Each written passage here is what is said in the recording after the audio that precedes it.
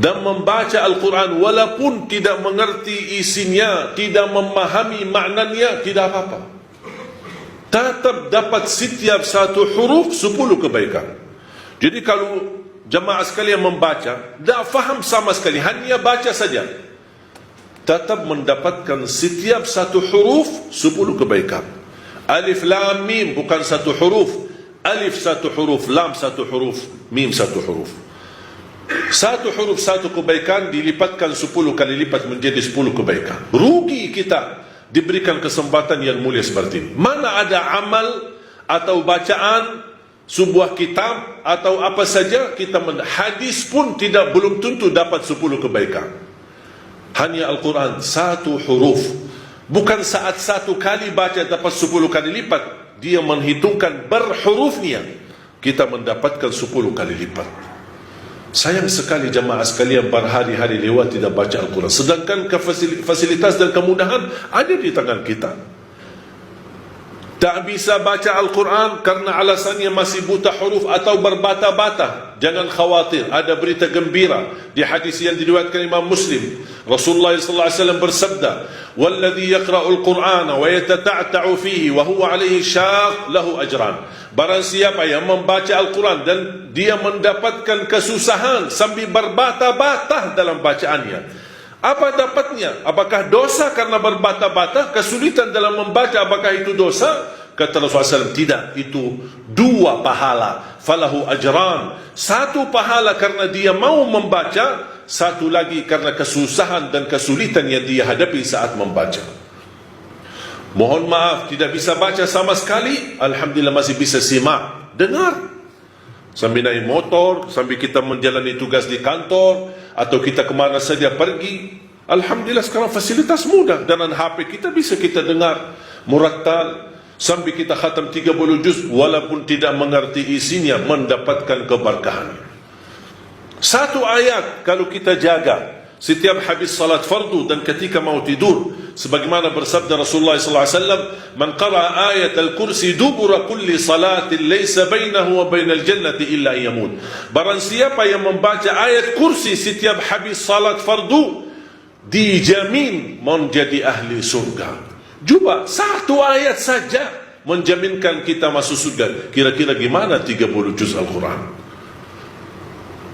Dan selalu saya sampaikan kepada jemaah, kalau seandainya buru-buru, lagi ada rapat, ada meeting, ada urusan mendadak, tak bisa berlama-lama di masjid, tak apa-apa, habis istighfar langsung baca ayat Al-Kursi, terus habis itu jalan. Terus gimana subhanallah walhamdulillah dan zikir-zikir yang lain, tak apa-apa, sambil jalan pulang bisa kita jalankan zikir itu. Asal jangan tinggalkan ayat kursi setiap habis salat, karena itu jaminan mendapatkan surga Allah Subhanahu wa ta'ala. Saya harap jemaah sekalian, kita mempersiapkan diri mulai sekarang. Jangan menunggu Ramadan yang datang, karena belum tentu bertemu Ramadan. Tidak ada yang punya jaminan punya umur sampai bulan suci Ramadan.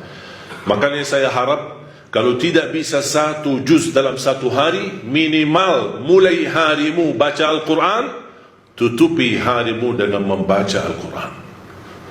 Tunjukkan perubahan. Kalau anda ingin Allah rubahkan nasib kita, anda ingin Allah merubahkan rizkimu, Allah ingin merubahkan keadaanmu menjadi lebih baik, tunjukkan perubahannya kepada Allah Subhanahu wa ta'ala.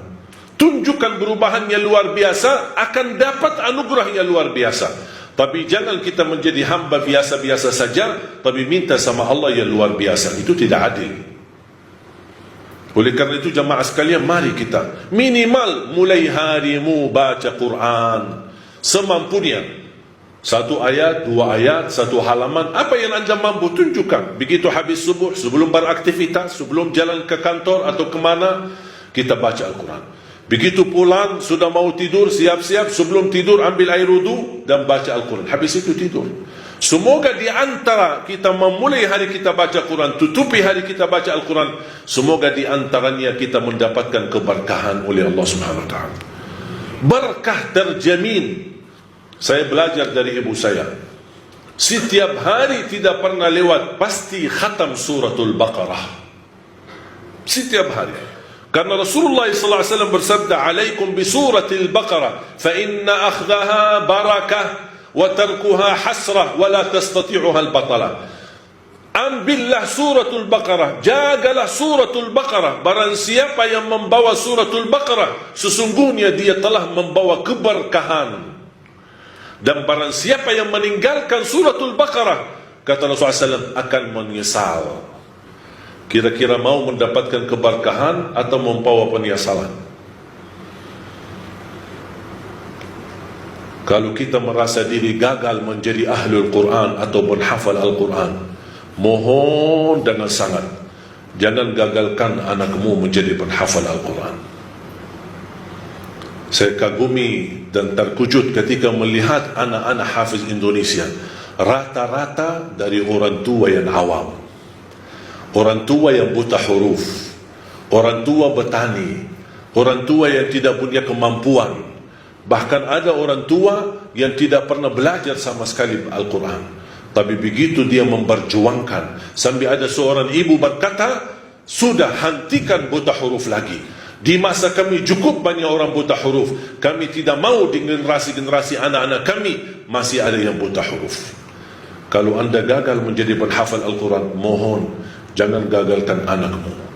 Kalau itu pun anakmu tidak berhasil menjadi penghafal Al-Quran, jangan gagalkan hartamu untuk mendukung dan membantu program Al-Quran dimanapun. Supaya apa? Datang di hari kiamat, kita berkata, ya Allah, mohon maaf, saya tidak bisa menghafal Al-Quran. Anakku pun tidak mampu menghafal Al-Quran. Ya Allah, jadikan hartaku, sedekah, zakat, infakku menjadi saksi baik untuk program Al-Quran. Mudah-mudahan kita mendapatkan orang-orang yang menilai atau mendapatkan syafaatnya Al-Quran di hari kiamat.